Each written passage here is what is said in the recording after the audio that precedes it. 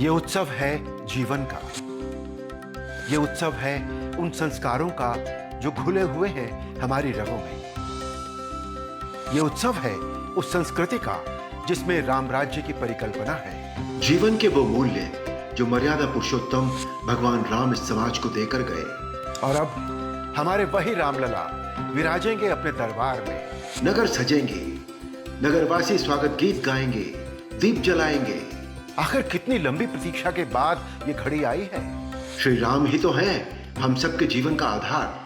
पर इंतजार बहुत लंबा था, बहुत लंबा था। चलिए शुरू से शुरू करते हैं।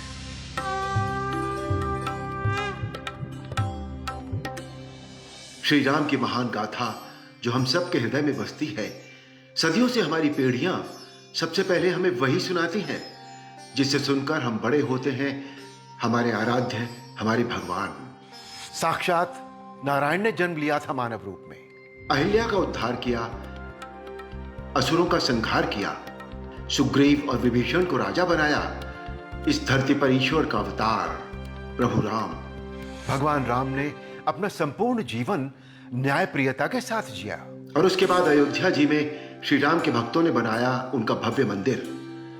समय बीतने के साथ कई सभ्यताएं आई गई, लेकिन प्रभु राम का मंदिर हमेशा उसी स्थान पर रहा। पर अचानक भारत भूमि के इस ऐतिहासिक गौरव पर आक्रमणकारियों ने हमला कर दिया और देश में जहां तहां सब मंदिर तोड़ने लगे। उनकी बुरी नजर अयोध्या पर भी पड़ी और हमारे आराध्य श्री राम का मंदिर खंड खंड कर दिया। उसके बाद कई साल और सदियां गुजर गए। राम भक्त अपनी आंखों में उम्मीद की आस लगाए प्रतीक्षा कर रहे थे कि कब उनके राम जी का मंदिर फिर से बनेगा। सन 1859 में इसे लेकर फिर से विवाद हुआ तो अंग्रेजी हुकूमत ने भी पक्षपात किया और राम भक्तों को पूजा के लिए मंदिर के बाहर का स्थान दिया। फिर सन 1949 में भगवान राम के इस पवित्र स्थान को सरकार ने विवादित बताकर लगा दिया ताला।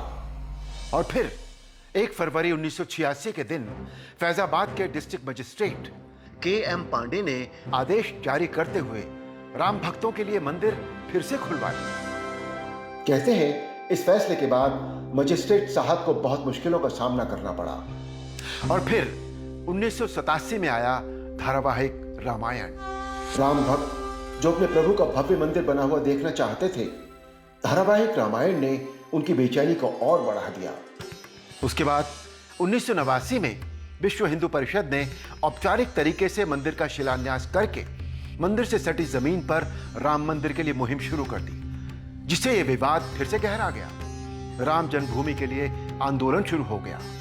बड़े बड़े दिग्गज इस आंदोलन की अगुवाई कर रहे थे। और उसी समय श्री लाल कृष्ण आडवाणी ने गुजरात के सोमनाथ से उत्तर प्रदेश के अयोध्या तक रथ यात्रा की शुरुआत की। उसके बाद विश्व हिंदू परिषद के महासचिव श्री अशोक सिंघल ने उसी समय राम जन्मभूमि न्यास का गठन किया। राम जन्मभूमि आंदोलन के प्रमुख महंत रामचंद्र दास परमहंस न्यास के अध्यक्ष बने और महंत नृत्य गोपाल दास को उसका उपाध्यक्ष बनाया गया। महंत अवैधनाथ, महंत दिग्विजयनाथ, स्वामी वामदेव, स्वामी सत्यमित्रानंद गिरी महाराज, डॉक्टर रामविलास वेदांती इस आंदोलन से जुड़े हुए थे।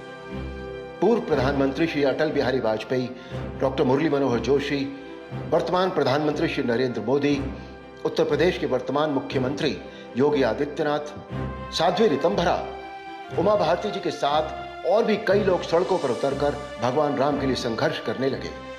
उसके बाद राम भक्तों ने कार सेवा शुरू की। 29 साल पहले कार सेवकों के साथ साधु संत अयोध्या कूच करने लगे। हनुमानगढ़ी के पास पहली बार 30 अक्टूबर 1990 को कार सेवकों पर पुलिस द्वारा चली गोलियों में श्री राम के 5 भक्त शहीद हो गए। इस घटना के बाद अयोध्या से लेकर देश का माहौल पूरी तरह गर्मा गया था। इस गोलीकांड के 2 दिनों बाद ही उमा भारती, अशोक सिंघल, स्वामी वामदेव ये तीनों 2 नवंबर को सुबह के समय हजारों की संख्या में कार सेवकों का नेतृत्व करते हुए हनुमानगढ़ी की तरफ बढ़े जा रहे थे। प्रशासन उन्हें रोकने की कोशिश कर रहा था। आसपास के घरों की छतों तक पर बंदूकधारी पुलिसकर्मी तैनात थे, लेकिन 30 अक्टूबर को कार सेवकों पर हुई ज्यादती की वजह से लोग गुस्से से भरे थे। तभी पुलिस ने सामने से आ रहे कार सेवकों पर फायरिंग कर दी। सरकारी आंकड़ों के अनुसार इसमें करीब 1.5 दर्जन लोगों की जान चली गई। कार सेवा के लिए कोलकाता से आए कोठारी बंधु भी इस गोलीकांड में शहीद हो गए। 4 नवंबर को कार सेवकों का अंतिम संस्कार किया गया और उनके अंतिम संस्कार के बाद उनकी राख को देश के अलग अलग हिस्सों में ले जाया गया था। अपने प्रभु के लिए यह राम भक्तों का जुनून था। उसके बाद राम जन्मभूमि को विवादित बताते हुए मामला फिर से कोर्ट में पहुंच गया था। जिनके राज्यों में सबके साथ न्याय हुआ, वही प्रभु राम न्याय पाने के लिए जैसे जैसे स्वयं अदालत में अपनी लड़ाई लड़ रहे थे। साल दर साल गुजरते गए और आखिरकार सुप्रीम कोर्ट के मुख्य न्यायाधीश श्री रंजन गोगोई ने राम भक्तों के हक में अपना फैसला सुनाया और इस तरह अंत में सच्चाई की जीत हुई। श्री राम ने अपने जीवन काल में बहुत संघर्ष किया। उतना ही संघर्ष किया श्री राम के भक्तों ने। सैकड़ों किलोमीटर सड़कों पर चलते रहे, महीनों तक अपने परिवारों से दूर रहे, धूप, गर्मी, बरसात, हर मौसम में टेंटों के घर बनाकर उनमें रहे, अपना पूरा जीवन खपा दिया। कई लोग अपने प्रभु के नाम पर शहीद हो गए। यह जीत उन राम भक्तों को सच्ची श्रद्धांजलि है।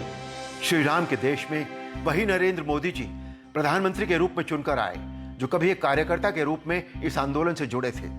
और जिस राज्य की धरती पर प्रभु राम का जन्म हुआ, उसी सूबे के मुख्यमंत्री बने योगी आदित्यनाथ। फिर तो अच्छी खबर आनी ही थी। और श्री राम को भी कोई व्यवधान पसंद नहीं है। वो तो न्यायप्रिय है और न्यायपूर्वक ही आना चाहते थे, और वही हुआ भी। अब बिल्कुल देर नहीं होगी, बहुत हो गया। अब नहीं होती और ज्यादा प्रतीक्षा। श्री राम भी समझ गए हैं अपने भक्तों की व्याकुलता और 5 अगस्त की तारीख तय हुई है।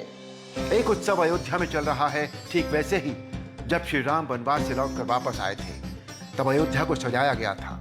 नगर सज रहा है, अयोध्या ऐसा बन रहा है जैसे आज ही बना हो यह शहर। बिल्कुल नया, अद्भुत। लोग अपने प्रभु का स्वागत करने को तैयार हैं। शिलान्यास होगा, रामलला भी देखेंगे और अपनी आंखों के सामने बनवाएंगे अपना मंदिर, जो उनके भक्तों के लिए होगा दुनिया में विशाल, अद्भुत, अलौकिक, अकल्पनीय और भव्य श्री राम मंदिर। तो आइए हम सब मिलकर उत्सव मनाते हैं, दीप जलाते हैं। दिवाली से पहले और एक दिवाली, एक ऐसा दीपोत्सव जो संपूर्ण पृथ्वी के पार सैटेलाइट से भी दिखाई दे, जिसे पूरी दुनिया देखेगी और दंग रह जाएगी। तो बोलो जय श्री राम।